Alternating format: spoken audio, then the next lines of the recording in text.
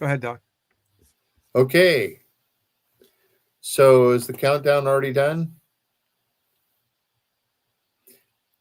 Welcome this evening. We have Marvin with us here this evening. We also have Doc G in the background. And what we're going to cover this evening is minerals and our genetic potential by Dr. Robert Wiedemann and Marvin Ropp. In Hosea 4:6, the Bible says, "My people are destroyed from lack of knowledge." And knowledge without wisdom is what? Wisdom cannot manifest itself unless knowledge and understanding is based on truth. You know, the Bible says that, let's go back to the previous one, Marvin, there. The Bible says that the fear of the Lord is the beginning of wisdom. Well, why is that? It's because God is the creator and he cannot tell a lie. So if we have knowledge and understanding and it's based on truth, we know that we can make better decisions because we can have confidence that that's true. Okay, we can go to the next slide. When I was in chiropractic college taking philosophy class, one of my professors said that in his office, he had a big sign that says, "We have the responsibility to be well." And he explained that he said that his patients questioned him on that. "Why do you, Dr. Strang, why do you have that big sign, 'We have the responsibility to be well'?" He says, "Well," he says, "when you're ill, you've lost a day that you can never get back. And not only have you made yourself miserable, but you've made everybody miserable around you. So we have the responsibility to be well or healthy." So our focus tonight on this part of wellness is what we can do is provide the body what it needs. Dr. Wallach teaches that if you provide the body what it needs, the body can do marvelous things. And of course, our focus tonight is on the needs that the body has to have the 90 essential nutrients. These are essential. They're not optional. They're essential. It's what the body needs to operate. And Dr. Wallach teaches that his research has shown that there are 60 essential minerals, 16 essential vitamins, 12 essential amino acids, and 2 of the 3 essential fatty acids. That's the 3s and the 9s, I believe, or the 3s and the 6s are essential, and by getting those 2, you can create the 9s in your own body for a total of 90 essential nutrients. They are essential because our body cannot manufacture them. Okay, so this is your nutritional recipe for keeping the body healthy, providing the body what it needs. So here is a grouping of a listing of the 90 essential nutrients. You notice that the minerals that the body needs have an atomic weight to them. Each of these minerals has a valence, what we call a valence, or an electrical charge. And so the body, we'll talk about in a little bit how the body uses these valences to figure out what to do with them. Okay? So something else that I want to just bring up here, what Dr. Wiedemann is explaining here is that for those of you who cannot visually see this handout, the 90 essential nutrients is a list of 60 minerals, and they're basically in alphabetical order like you would see in a periodic table of elements. But each one of these minerals has a different atomic weight, and each one of these minerals gives off a certain frequency. And the cells don't have their own brain, but the cells rely on the brain to tell them what to do. And so that's how the brain communicates with each cell. and it's through neurons. The brain releases these neurons through electrical impulses, and Dr. Wiedemann, as a chiropractor, is going to explain to us. We have this visual presentation how these signals coming from the brain to the cells and then the cells is going to respond back, and these minerals are a very important part of that flow of communication. And he's going to explain to us how there can be interference from the brain to the cell and from the cell back to the brain. And if you understand this simple concept, it's kind of like talking on a telephone. You know, if somebody cuts the telephone line, not the old days, that's before we had cell phones. If somebody cuts the telephone line, your communication is lost. And so think of it that way. If we don't have all the 90 essential nutrients, especially these minerals, the brain is unable to recognize what's happening down there in the liver cells or the pancreas cells or the bone and joint cells, and you name it. So this is why we put this together to help us to kind of visualize why these essential minerals are so essential. Now I'm going to talk a little bit about in a minute about how these minerals are depleted in our soils. And so let's go ahead to that next section here. So Dr. Wallach, here's a picture of Dr. Wallach, and he has lectured many lectures throughout the years. I've been very fortunate traveling with him throughout the years since 2008. It's over 17 years. I've traveled with him. I've done a lot of lectures with him and also on my own. One of the things I do is I try to help people understand who Dr. Wallach is. And so he has a Bachelor of Science in Agricultural Science from the University of Missouri, Clement, Missouri. He has a Doctor of Veterinary Medicine. He also is a naturopathic physician. But one thing as a Doctor of Veterinary Medicine, he has a PhD in comparative pathology. What does that mean? Well, basically, he specializes in determining what diseases are affected by lack of nutrients in animals as well as humans. That's called comparative pathology. So he was a lead scientist in a 13-year government study on health of animals and people.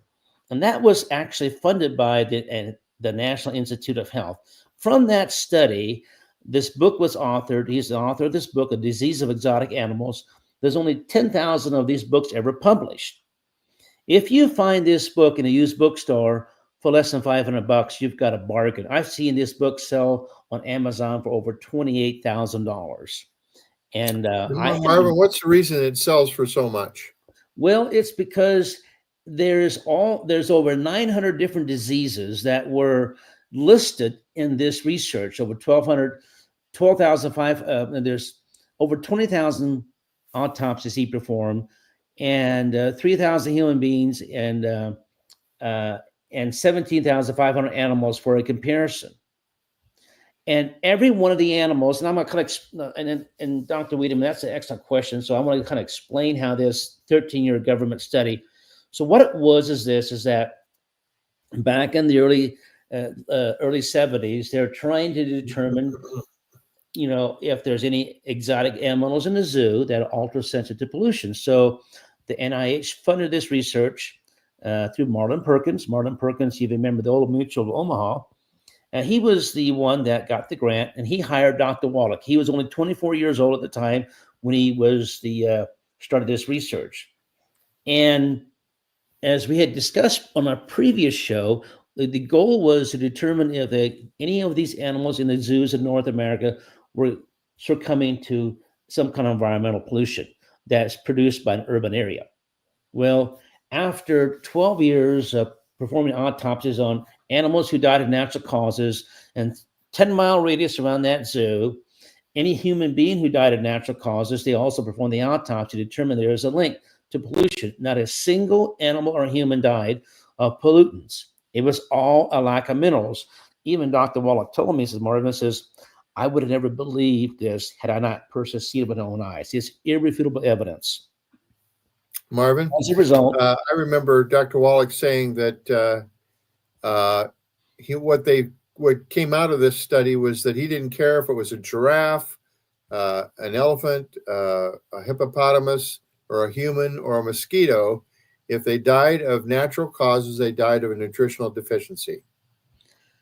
That is correct. Now I'm going to the third bullet here is research double the lifespan of animals and eliminate more than 900 diseases that are still plague humans. I'm going to back up a little bit to this other slide we had of the minerals here.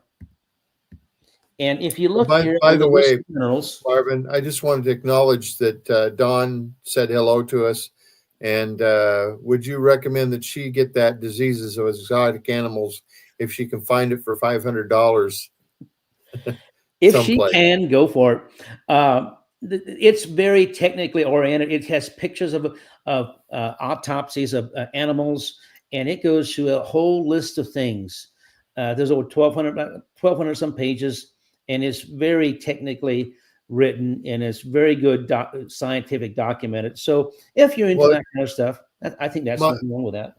Yeah, I've read the thing through, and it has all the normals for these exotic animals, all the blood chemistries and so forth. And I think that Dawn will understand it because she has a grasp of these things. Yeah. So with that said, looking here on this list, you'll see some of these minerals are listed in red. And on Dr. Wallach's book that he wrote, the Rare Earths Forbidden Cures, in chapter 11, you can see the research on these specific minerals on laboratory animals. Just this mineral alone, double and triple the lifespan of laboratory animals. And if you want to do that, look up the research on that. Rare Earths Forbidden Cures is the one that kind of explains that. So let's move on as we go through our short little presentation here about Dr. Wallach.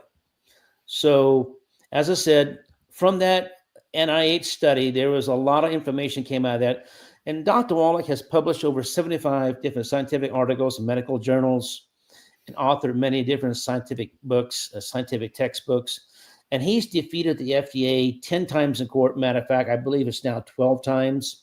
And so what we're doing here is that's the kind of the overall picture. So everything we're teaching you tonight and on the Wellness Revolution is based on science. We want to make sure that what we state is referenced based on solid scientific research. But I want to take you back to back in 1841, Justus von Liebig discovered what they now is known as the law of minimum. The law of minimum says that plants' genetic potential, yield, and growth is limited by the nutrient that's least in the soil. And so how he came about this law, I don't know, but it is a law state. If you have discovered a specific scientific law, any scientist can take that information and can duplicate that research and get the same results. And so what we're going to do is I'm going to take you through, and for those of you who are listening, can't see the visual part of it, we're showing a plant here, and we're showing its roots here. And as we go through this presentation, you'll see called the Liebig's barrel. This is like an old wooden whiskey barrel. Those wooden barrels that you 55-gallon barrels, they would put, brew whiskey in. Well, Liebig's barrel is pictured here with a couple staves are shorter than the other ones. So the max capacity of that barrel would be the stave that's the shortest. And so essentially what Liebig is teaching here is that the nutrients that's least in the soil limits that plant's genetic potential. Here's a picture that from a satellite photo of Yuma, Arizona area. That's the Salton Sea. And notice how the different colors of soil is.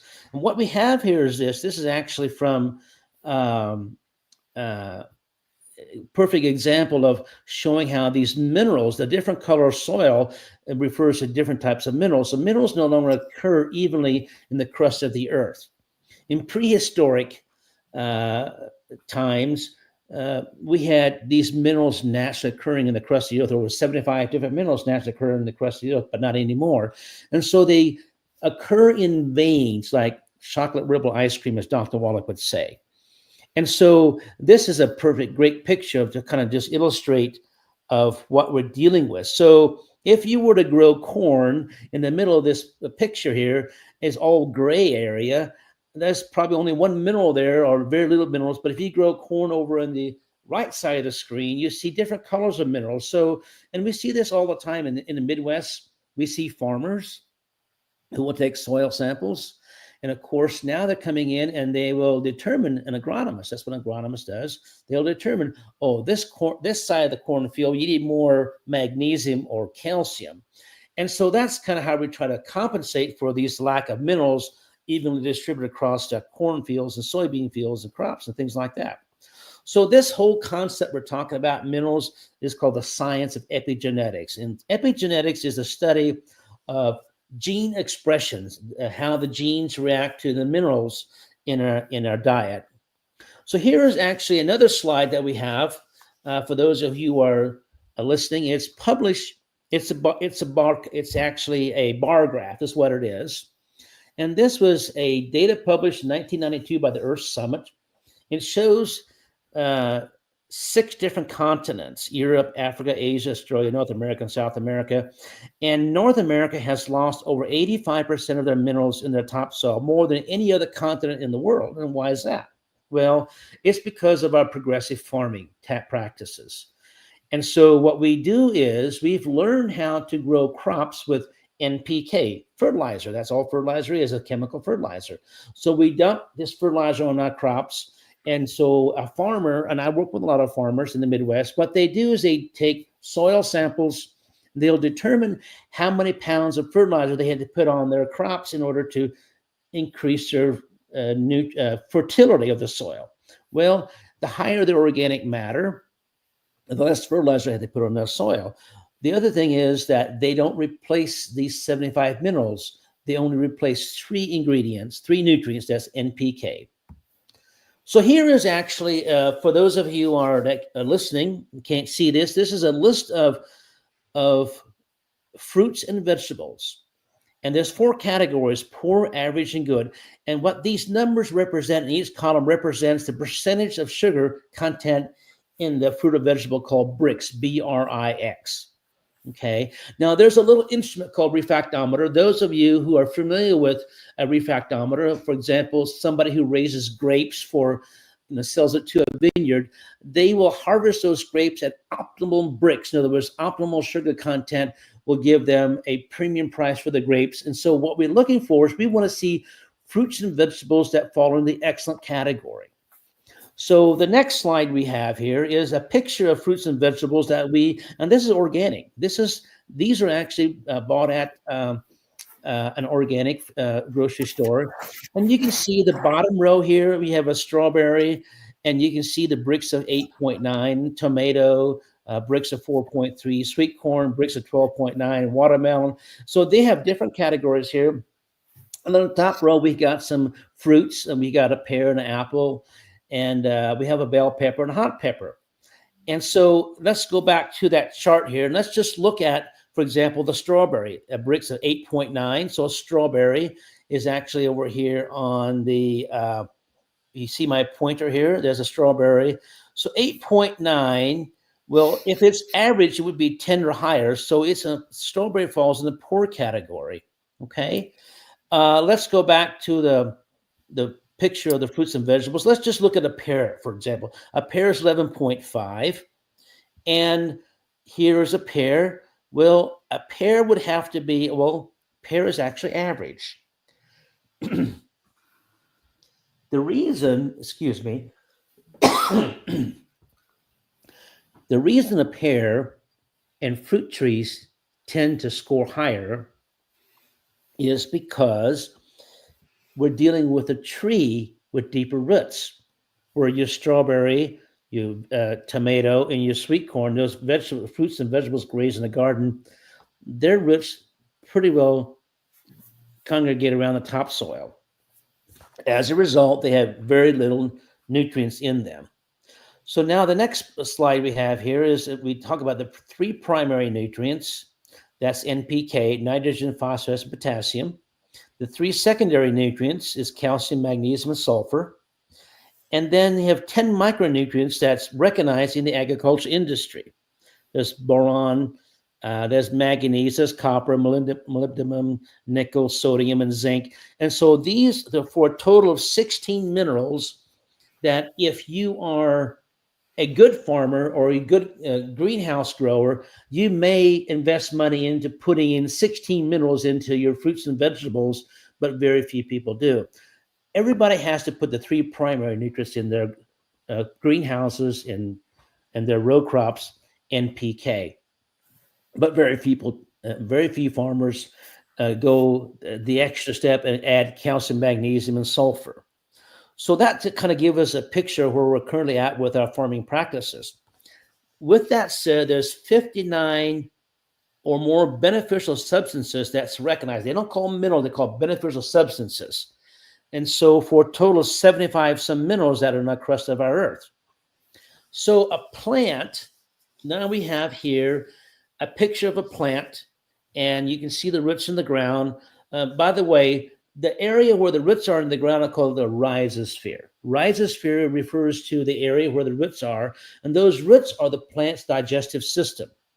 Now, plants can manufacture vitamins, amino acids, and essential fatty acids.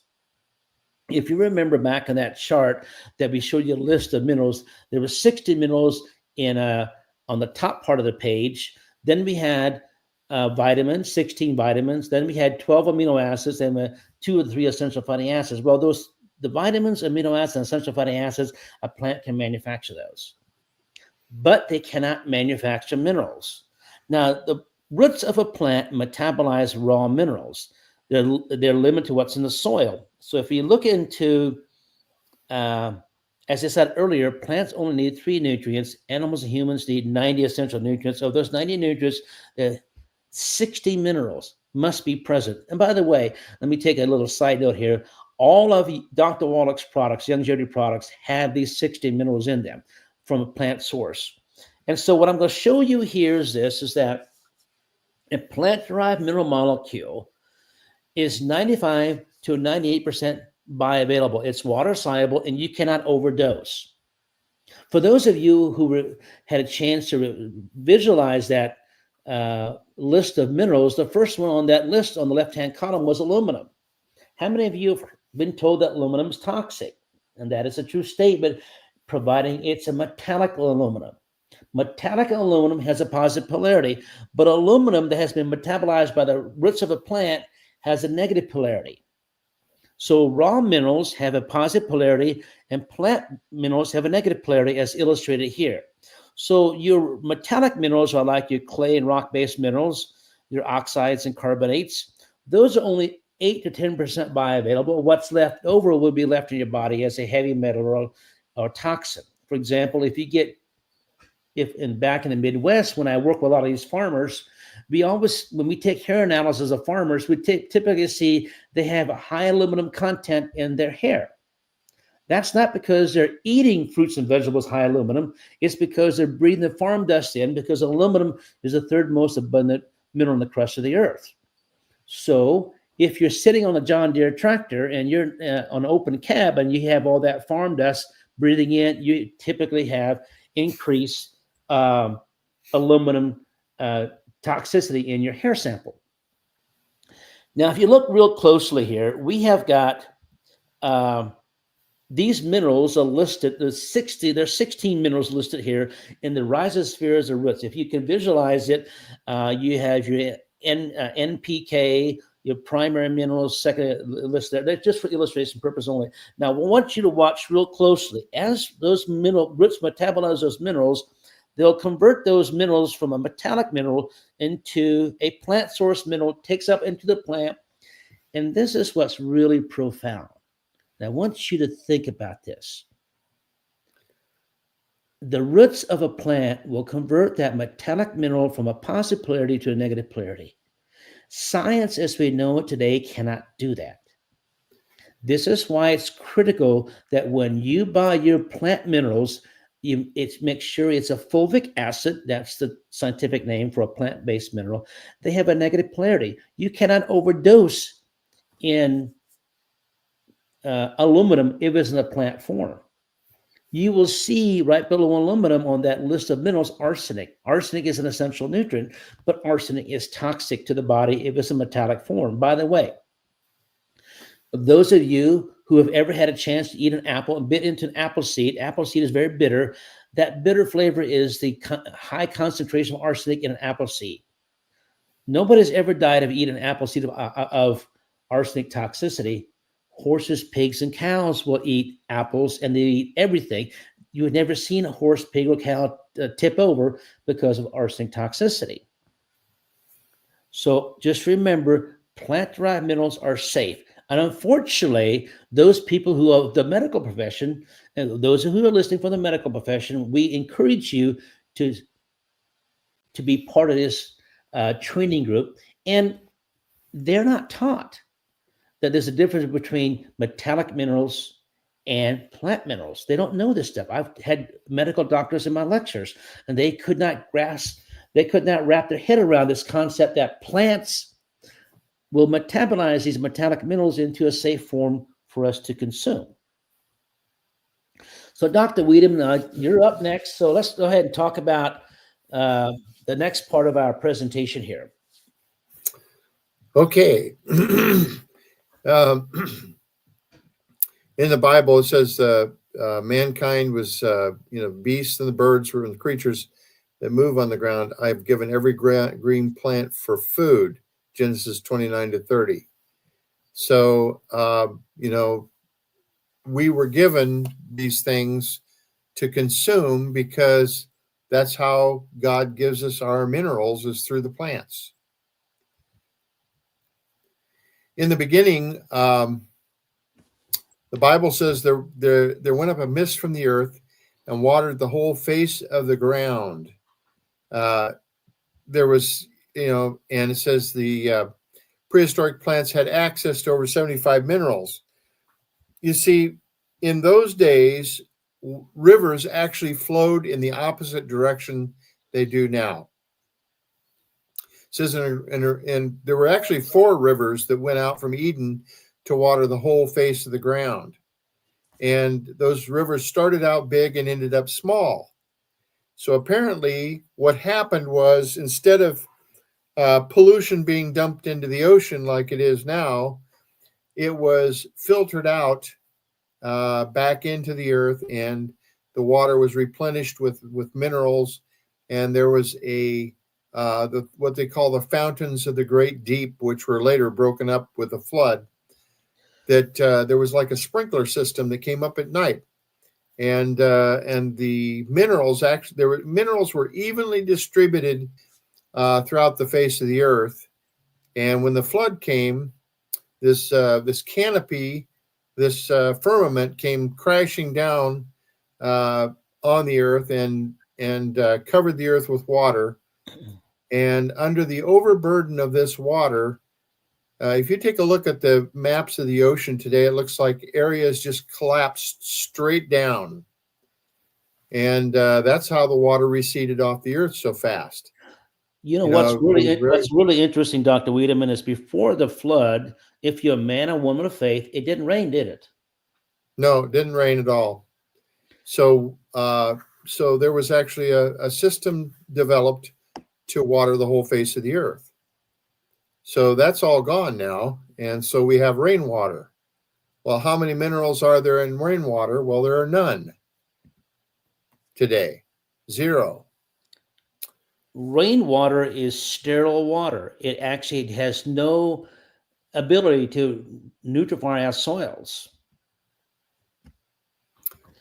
Okay, go ahead and explain how these plant-derived minerals are actually from before the flood. They were plants that were grown in these mineral-rich soils and just happened to have all 77 different minerals in them. And I'll let you go ahead and explain that. So what we have in front of us here, we have a picture of the processing plant in central Utah. We have actually this valley that has a protective shelf of about 75 to 100 feet of sand and limestone that covers a huge deposit of prehistoric plant matter. And when I say prehistoric plant matter, for those of you who believe in creation, we talk about pre-flood plants. Okay, Those of you who don't follow are not creationists, just follow along with us, and we'll entertain you about why we believe these are pre-flood plants. But you'll see on the left-hand screen here, you see these 10,000 gallon vertical mini silos. And what they do is they dig up that organic matter, which is never fossilized. It's in a desert environment, it's never fossilized, and it's certified organic by the OMRI. And they bring this organic matter called humic shell into this processing plant. And what they'll do is they'll go ahead and put sterile water in there. Sterile water is hungry water. What it does is that it's kind of like making mineral tea. After 4 days, they will drain off that water, and that water will actually suck out, or through a process of reverse osmosis, will pull out these plant minerals. Only about 5 to 6% of these minerals are water soluble. What's left over is humic acid. They'll use that on a separate processing plant. They use heat and chemicals for extraction. That humic acid is then used for agricultural fertilizers, but the fulvic acid is what we're looking for. It's filtered. Then you take that fulvic acid and they'll turn around and they filter that through a 0.5 micron filter. And so make sure there's no metallic minerals allowed through that filter. And then what they'll do is they will go ahead and they'll bottle that. Now, this picture here that we have now here is a chunk of humic shell that we get from the mine. And this is where we get the term blooming minerals. I got this picture from the Japanese. Mr. Maruyama was telling me that this is the only mine that we have access to that has a rich content of these plant minerals. That yellow crust you see on top of that chunk of humic shell, which is sitting in a Petri dish with some water. As water evaporates, it rises, brings, like, for example, steam rises up. And so as water evaporates, it brings these minerals to the top as a crust. And that yellow cake is a combination of these 75 different minerals. And so the Japanese come all the way to America to get these minerals from the mine that Dr. Wallach has exclusive rights to in central Utah. They told me there's 3 deposits in China, 1 in New Mexico, one in Canada, 1 in Australia, but none of them have the ability with a blooming mineral effect like this. It's really profound. If those of you who have, and Dr. Wiedemann, you've been to the mine. We did a mine tour. You've been on that mine tour, haven't you? You've seen this, haven't you? Yes, I have. Yeah, and it's these minerals are all, the specific minerals are also referred to as majestic earth minerals that are from this mine. If you remember, that's what they used to be called, majestic earth minerals. And so if you want to be specific about it, we refer to it as the majestic earth. And I remember seeing this phenomenon right here myself. I'm glad you brought that up, Dr. Wiedemann, about majestic earth minerals. So when on longevity products, if you want to know if the minerals are from the Utah mine, it will say on the label majestic earth minerals. That's how you know they come from the Utah mine. Right. Okay, so let's just talk a little bit about, now here's a 4-pound red beet. My stepmom raised this in the garden back home, and they put these minerals in the garden. And what they do is they are completing the law of minimum. So this humic shell, the granular stuff, and we add these minerals into the garden, and we're getting these big beets. I mean, typically when we have a large beet like that, we cut it open. It's hollow and it's woody. It's not really any good. But when we cut this beet open, it was, and they sliced it up and they cooked it. It was delicious. And so here's just some examples. I have never seen a beet that big. You will never see, when you go to Whole Foods or any organic health food store, I challenge you to find a beet this big. Here's another one in Lancaster County, Pennsylvania. There's a bell pepper plant that's 60 inches tall. This bell pepper plant I took this picture the 28th of September, 2012. That bell pepper plant produced 80 bell peppers. That's Aaron Weaver from Effort, Pennsylvania. And he was so excited. I taught him how to use these minerals in his garden, and he was so excited. He could not stop talking about his bell pepper plants. Now, here's something else. This is a picture of Dr. Wallach holding a tape measure. That tape measure is at as you can see here, 34 feet from the corner of that property.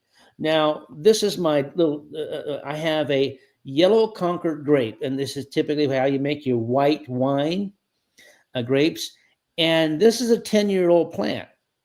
In October 2016, Dr. Wallach stopped my place. He said, Marvin, I want to see your grape plant. And this is on a chain link fence. Now, you cannot see the neighbor's yard, but that grape plant goes out 3 directions on a chain link fence. And it has produced an enormous amount of grapes. And so this is the first year I decided to, well, I'm going to go ahead and maybe I'm going to pick these grapes before the killing frost comes. But now we had 4 neighbors, 3 neighbors, I'm sorry, 4 of us, 3 neighbors who were eating off the grapes. They helped themselves. Matter of fact, in September 2016, I took a 75-quart cooler of these yellow Concord grapes, and we took them to the convention, Young Longevity Convention at the Delta Center in Salt Lake City, and we passed those out, little samples for people to taste. And these grapes had excellent bricks. They were above excellent.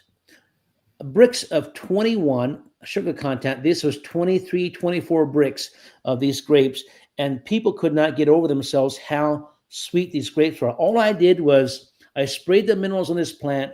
I put the minerals on the ground, and I've been doing that for 3 years. Now, the first 6 years, this plant is on my neighbor's yard. On the first 6 years, that plant was hardly doing anything. It was not even growing to the top of the fence. So I asked my neighbor, do you mind if I take care of this plant? He said, sure, go ahead. And so this is the results after 4 years of nurturing this plant. And as you can see, we have tremendous, well, here's a picture of the backyard, and you can see the corner behind the shop here.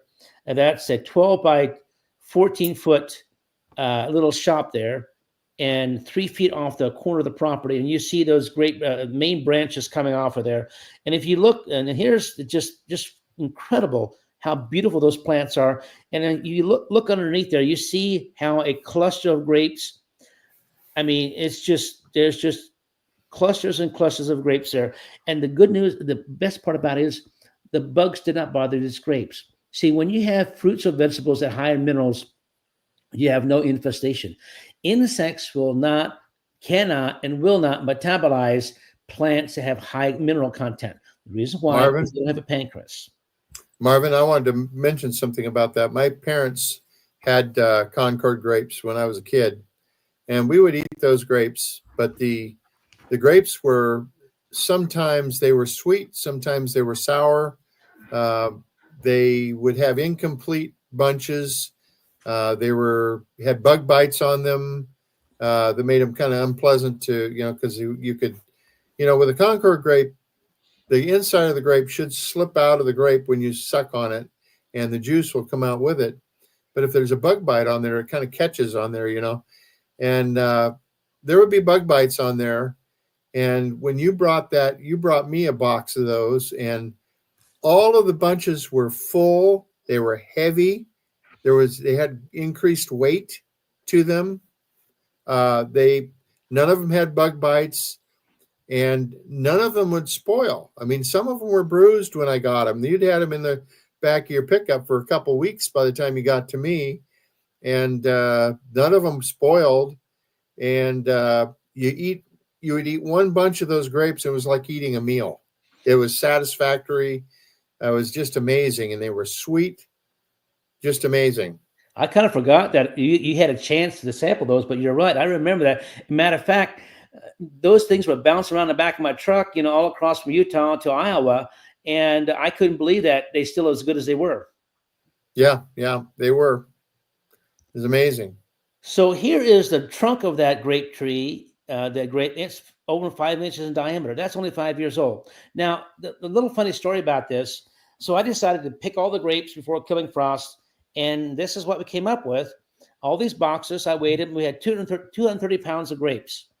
Now, this is after the neighbors had helped themselves to it since the middle of August, and after we had plucked a 72-quart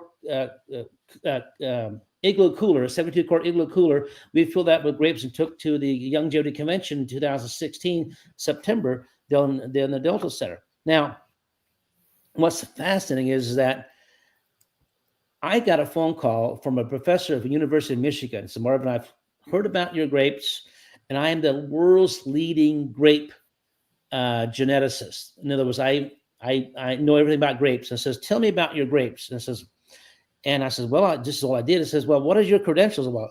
I'm just a little dumb farm boy from Missouri. And it says, so what did you do to these grapes? I said, well, I just added minerals. And so and it says, is that really a legitimate picture that you took with those banana boxes, pineapple boxes, banana boxes? So yes, that's all from one plant. It says, do you know that an average grape will produce between 40 and 60 pounds at best? At best, 40 to 60 pounds. Says, I've never seen anything like this. And so he was really enthused. And so that's just kind of a little side note here. Everybody that tasted these grapes were just really blown away by it. Here's something else. Now, not only do we have plants that benefit from this, but we have a Wisconsin dairy. So this dairy farmer was basically in Wisconsin. They come out and check the milk for somatic cell count. Somatic cell means how much white blood cell count is in the milk. And if the white blood cell count is too high, they will actually call the herd. They will come out and force that farmer to sell those cows for slaughter. Well, he was actually expecting to lose his herd because he could not get his somatic cell count down. So what we did is we ended up, before we had his somatic cell count for these Holstein dairy, it was about 75 cows, was over 600,000. They should be down below 200,000. Within less than 8 months of feeding the blooming minerals to the dairy, what we do is we do a 2% mix, 40-pound bag to a ton of feed, or a TMR, total mixed ration. They have these big 2-ton mixers. They put in haylage and corn and silage, and then you put 2 bags of this blooming minerals in there, and they mix it up. And in 8 months' time, his somatic cell count was down to 160 count. His butter fat, as you can see, increased. His protein, his milk increased. So his improvement, 73% improvement in somatic cell count, 17% improvement in butter fat, and 20% improvement in protein in the milk. And here's all the data, the charts, and everything. It's just phenomenal. So that's just one example of animals benefiting from this. Now here's a really good, interesting picture. Here's my son Eli, and we call this Mountain Goat Meadow. So we went out and we put blooming minerals on the Mountain Goat Meadows, put a trail camera up. As you can see, this is this picture here. There's some big rocks in the background and some pine trees there, and a beautiful little meadow, native grass, above 10,000 foot elevation. So my son Eli says, well, hey, Dad, says, I've got this apple. This is an organic apple, by the way. I got this apple. Says, can we just leave that on the rock and see which mountain goat gets it first? I said, well, sure. Now look in the bottom right-hand corner. That picture was taken on the 6th of July, 2016. And so we'll just toggle through this. On the 9th, there's a mountain goat came and sniffed the apple. Well, you think, well, okay, he's got it. But no, he left it. They went back to eating on that grass. That grass has been nutrified with blooming minerals, and they're eating that grass over that apple. And then on the 1st of August, that apple was still sitting there. The goats haven't touched it. And on the 6th of August, see this big mule deer buck walk by? The apple's still there. Now, I want to say I have a video, a slide of on the 9th of August, a red fox came along and took the apple. I don't know what the red fox did with the apple, but he took it and ran off with it. And so one of the things I want you to, this slide here talks about minerals and microbes. In other words, there is plants who thrive and plants who do not thrive. For example, if you go out in your garden and you dig up your garden, you don't find any fish worms, you have nutritionally dead soil. In the Midwest, when you want to go fishing, you will never find fish worms in a soybean patch, a soybean field, or corn field. You will always find fish worms in the forest. You roll over a rotten log, there's fish worms there. Why? That's because fish worms need microbes in order to thrive. So fish worms will swallow dirt. The digestive system will take out these microbes, and that's how fish worms thrive. You cannot have fish worms and microbes, and these microbes must have minerals in order to multiply. And that's a whole other subject that we have to come back to another time. But what I want to do is bring this is a quote from Dr. Mary Lucero. She has a PhD in genomic engineering from the University of New Mexico. And her quote is, and she used these minerals to grow microbes in a laboratory. That's the only way she can grow microbes in a laboratory, is using these majestic earth minerals. And her comment was, if only 10% of the farmers were to add 75 minerals to the existing fertilizer program and convert to organic farming, we would have a carbon neutral footprint. That's a direct quote from her. Now, we talk about climate change and things like that. Well, what she discovered is that the reason plants cannot consume the CO2 in our atmosphere is because of lack of minerals. And that kind of makes sense, doesn't it? If you walk into a commercial greenhouse, you will see these CO2 exchangers. They will pump a lot of CO2 in these commercial greenhouses in order to help these plants produce more yield. We've learned how to do that by adding more CO2. The same concept as somebody has COPD or respiratory problem, that puts you on oxygen, right? So you can breathe better. Well, the problem we have is in our climate change, it has nothing to do with eating meat or whatever. It has all to do with the plants can no longer metabolize the CO2 in the atmosphere. In other words, the digestive system of a plant is limited to the minerals in the topsoil. So Dr. Wiedemann, you go ahead and pick up from here and talk about biochemistry and function and how they are related.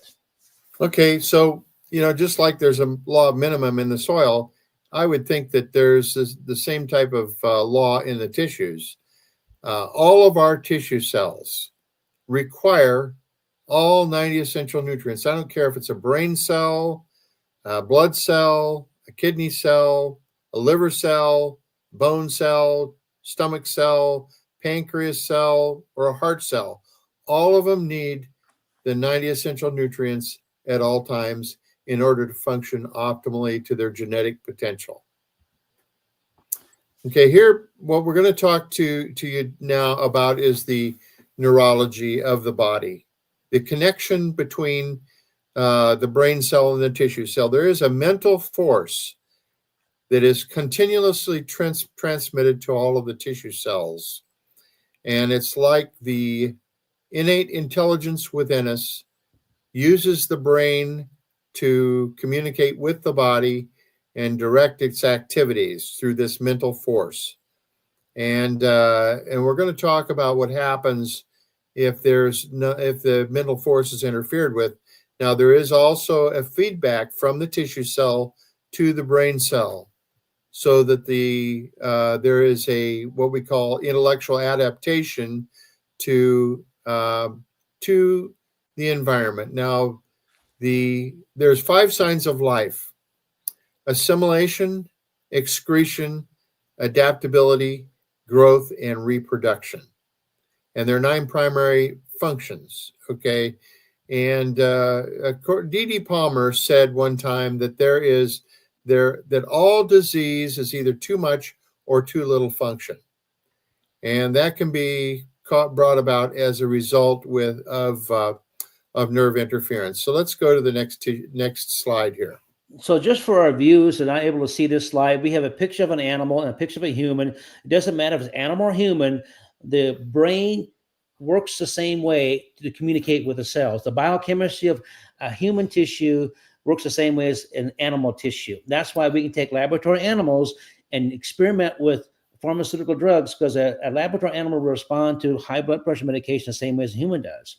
So this is why agricultural science piggybacks human health. And this is really important. And that study that Dr. Wallach did was, remember, we talked about, he is a comparative pathologist. He performed autopsies on animals and humans. That's because we can see the diseases develop in animal tissue the same as the human tissue. Yeah, let's go back to the previous slide again, because I want to cover something else, and that's the importance of the concept of there is a principle of coordination that takes place, because the brain has to communicate with all the tissue cells. So if there's adaptation to be made, there is actually coordination with all the tissue cells. And I wanted to just illustrate the concept of coordination here. Now I have a lemon here, okay, and I am going to slice this lemon, and I want you to pay attention to what I do here. Okay, so I've sliced this in half, and I'm going to take a bite out of this lemon here.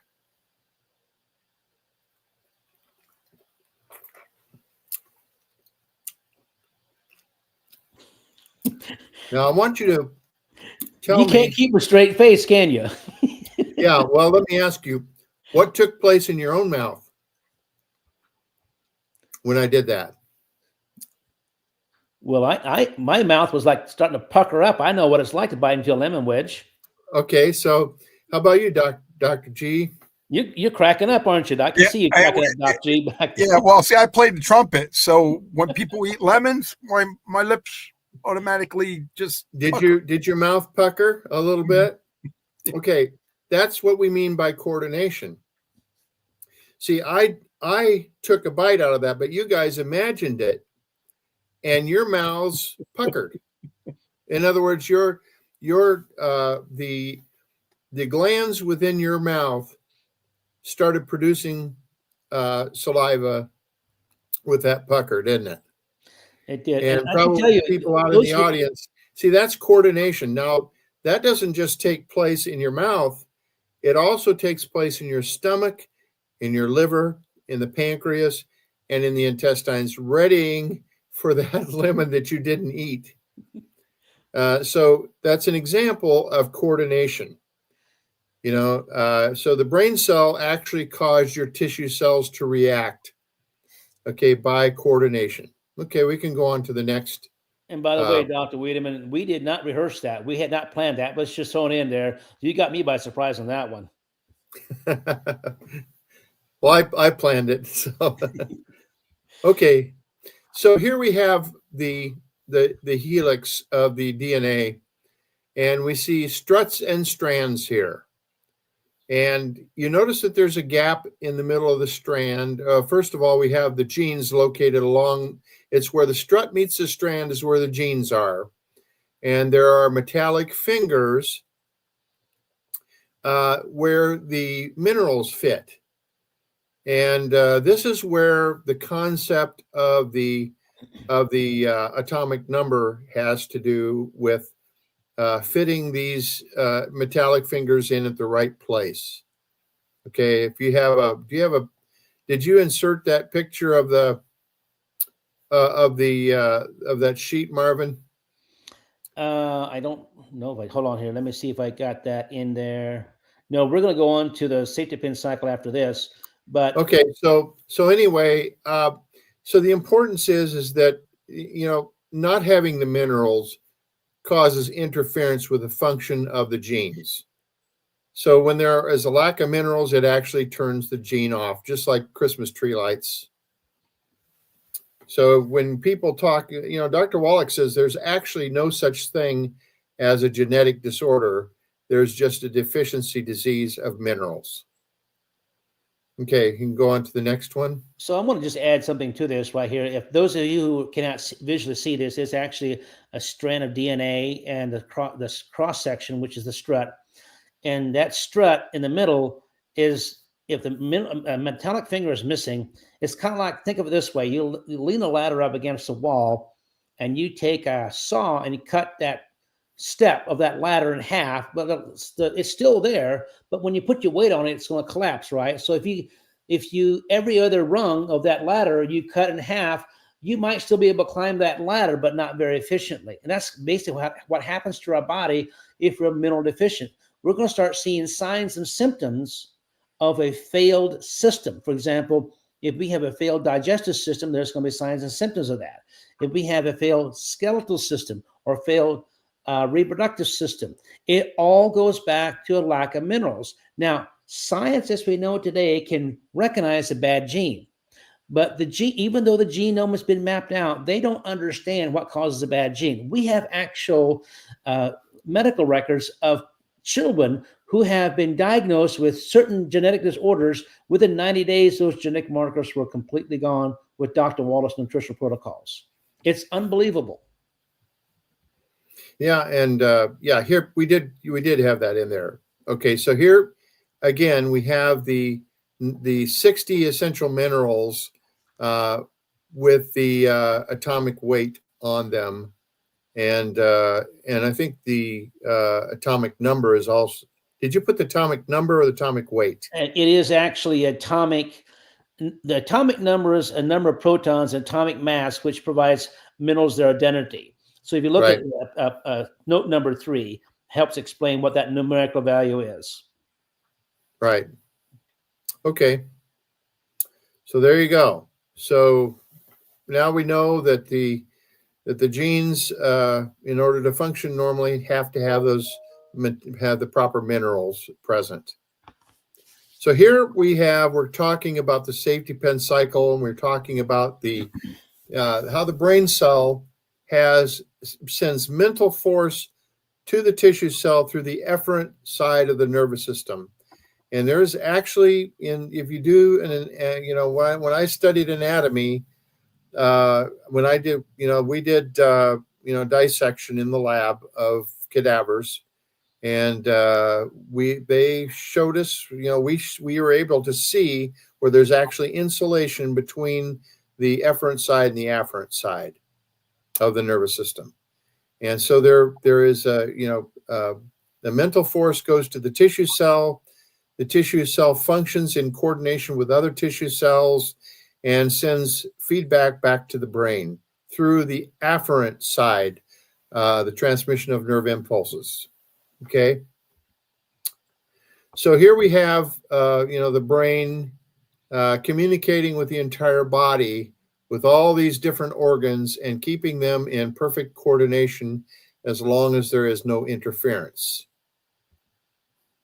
So anything that interferes between the brain and the body lessens the vital powers and brings about a deadening of the sensibilities of the mind. And now I back up one notch just a little bit because I wanted to talk about vital force is what is the force that comes from the brain to the tissue cells, and the sensibilities of the minds and the sensation. What is sensation? A unit of knowledge from a unit of interpretation, of a unit of message concerning a unit of condition, of a unit of matter, doing a unit of function, impelled by a unit of mental force and a unit of time. So there you have tracing all the way around the safety pin cycle. And it's also called the simple cycle. Okay. So things that cause interference. There are physical factors and biochemical factors.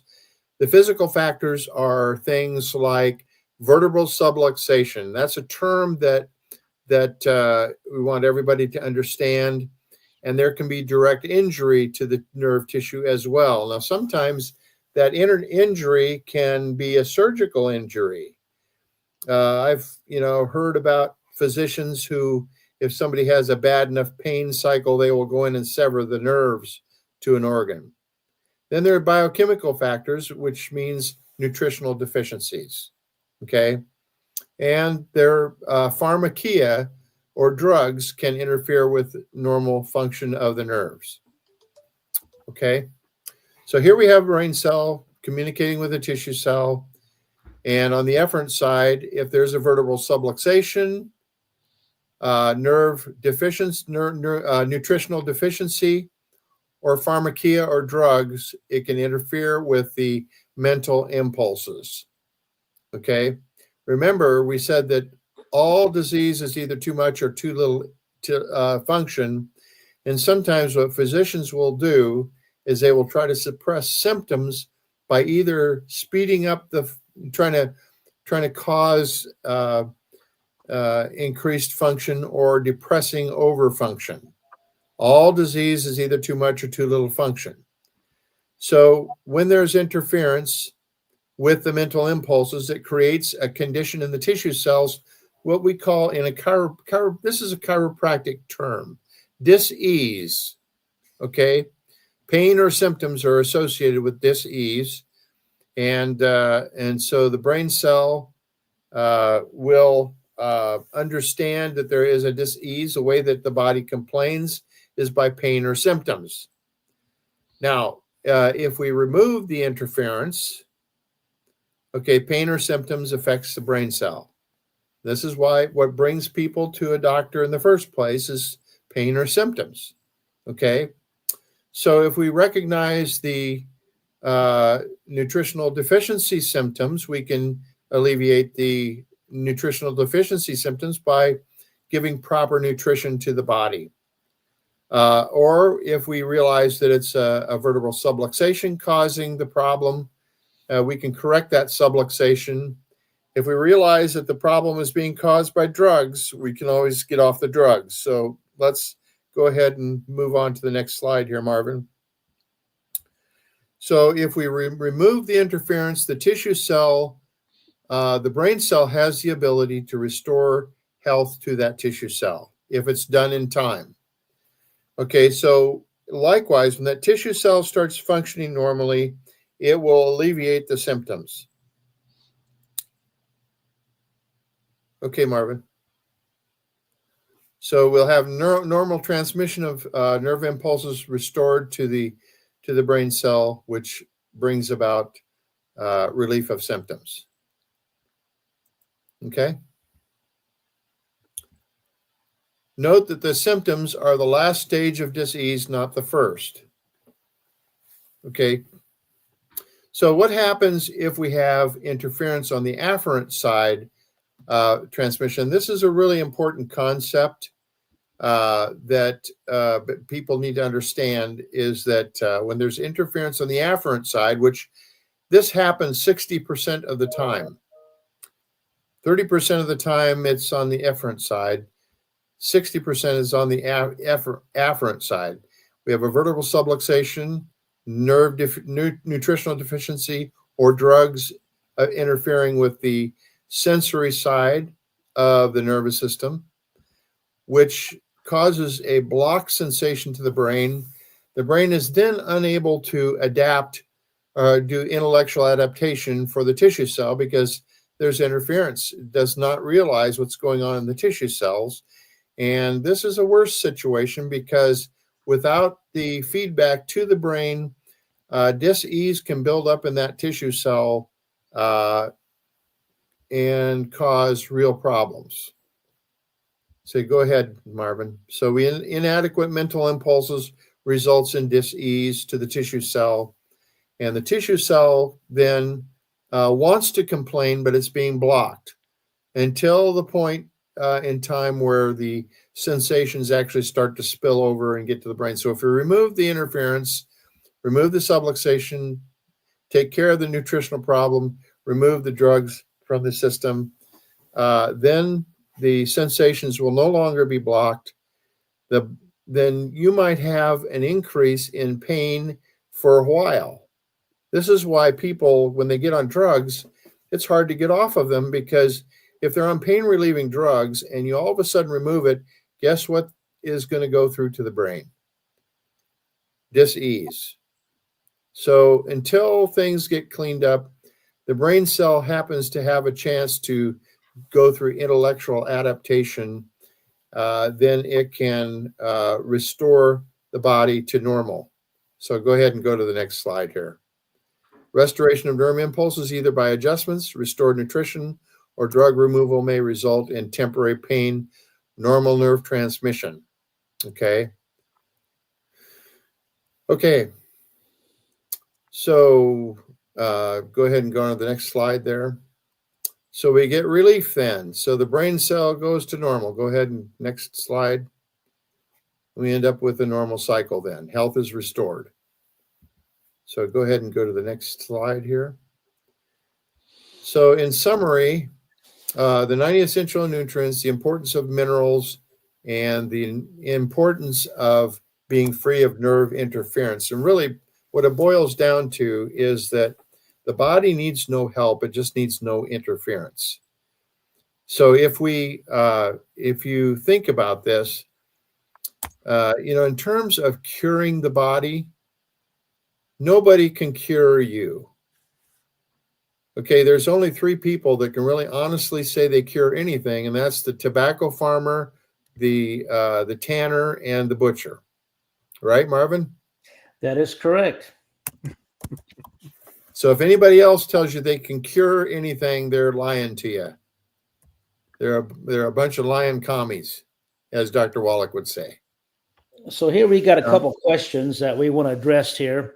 Okay. Go Girl asked about nebulizing hydrogen peroxide. So first of all, is this food grade hydrogen peroxide, 35% food grade hydrogen peroxide is a excellent a source of natural prevention. Matter of fact, Longevity sells a product called Oxybody Cherry Berry, which has the aloe vera juice and 35% food grade hydrogen peroxide in there. And it's an excellent product. For example, if you want a pre-athletic event, you want to oxygenate your blood, you just drink a shot of that stuff. And or when you're hiking out in the mountains, upper elevation, you're not used to the elevation, you just take some of that along with you and you drink some of that throughout the day. It is excellent. For example, if you've got a sore throat and you feel a cold coming on, you drink a shot of this stuff a couple times a day. And it's just, I love it. So I've never actually nebulized hydrogen peroxide, but we also have essential oils that we actually run through the nebulizer, which helps through aromatherapy. And that's a whole nother subject there. Yeah, But Marvin, question. another thing is that, remember we have the last couple programs we talked about heading a heart attack off at the pass. And remember we talked about having a blood oxygen sensor and heart rate sensor. If you sense that your blood oxygen is low, you can take a shot of this and it will bring it up at least 6 points. So, or more. I've had times where mine was down around 90, Marvin, and and this is back before I had gotten on Dr. Wallach's protocols, and I would take a shot of it and it would bring it up to 98. But it's temporary, it doesn't last. But and then one time I went on the train when I was coming out to your place to lecture with Dr. Wallach. I had some with me and got really out of breath at 9,000 feet when the train went up out of Denver, up, how it goes up to 9,000 feet there. I got really short of breath. So I took a shot of that and it took care of it. Excellent. So those of you who have been listening to our presentation, we've covered a lot of information tonight. Some of this may be new to you, especially those who were not able to visually see the presentation. So this presentation will eventually be archived so we can access it on the Online Training Academy. So we want to put you got your website up there, Dr. Wiedemann, right? That people can go to to watch the videos. Eventually we'll have those videos up there for you. We're still working on the backside of the technical part of the backside of it to have a place where we can host those videos. But with that said, we have covered just the tip of the iceberg. Yeah, for those that cannot hear, that can only hear, the website is getdocsmessage.com. And my number is 406-270-3754. Please text me if you have questions.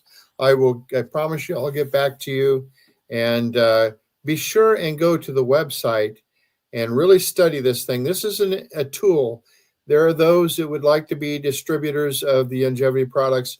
We do this so that we can do it in a scientific manner and have broad spectrum teaching and deep teaching for anybody that wants to learn to understand the symptoms of nutritional deficiency, so that everybody can express the maximum genetic potential and your life potential. And also, if anybody needs a referral to the type of chiropractor that can really get in there and remove interference, then just contact me and I'll help you find someone. And I've helped several people already, and I've had some really good feedback from the people that have gone to the chiropractors I've recommended.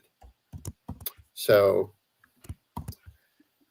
go ahead, Marvin. I didn't mean to interrupt. Oh, no, that's fine. I'm just putting in a URL for the health survey that goes to the Online Training Academy. So if you have any questions right there, the first thing you want to do is just go online and click on that link, and it takes you to a online health survey. and it's going to ask you some basic questions. There's actually a video there, part 1 and part 2. Watch both parts. It teaches you how to fill out the health survey, and then it's just age, height, and weight, and then you select the symptom. Of course, you want to put your phone number and your email address in there. That's how we communicate with each other.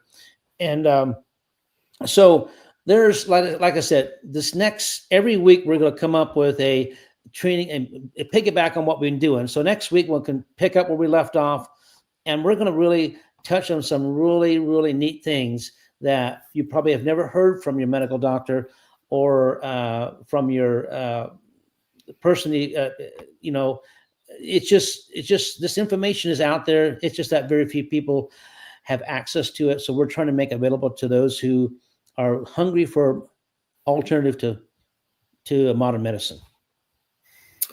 Okay, so we just want to have some final thoughts here. Doc G, what are your final thoughts here? Again, guys, I think this program is tremendous. You are teaching things that regular doctors don't know. And if people think that you can go get this, pay for this somewhere, I really don't think you can. You're getting it literally for free right now. And you guys are doing an amazing job. I'm learning so much more. I knew before that the symptoms and pain were part of the problem, but I never knew what caused the symptoms. I never knew what caused the pain. Now that we have them answers, we can move on. But thank you guys for that. This has been a great show. I enjoyed it, and I can't wait to keep doing more. Be a part of this. So, Marvin, what are your final thoughts? Well, as I said, the information we're putting out is so simple. Even a 5th grader can watch the videos and learn from it. And so if you are a parent out there and you want to get your children on board with natural alternatives to modern medicine, have them watch some of these videos. I can promise you it will pay for itself in the long run when it comes to when they become adults and they start raising their own families. Yes, absolutely. And I just want to say, the curse causeless shall not come. There's a cause. One of the principles in chiropractic is that every condition has a cause. The law of cause and effect. Every effect has a cause, and every cause has an effect. And we do have the responsibility to be well. And until next week, we wish you the best. Yeah. Bye, everybody. Great All job. the best, everyone. Okay, guys.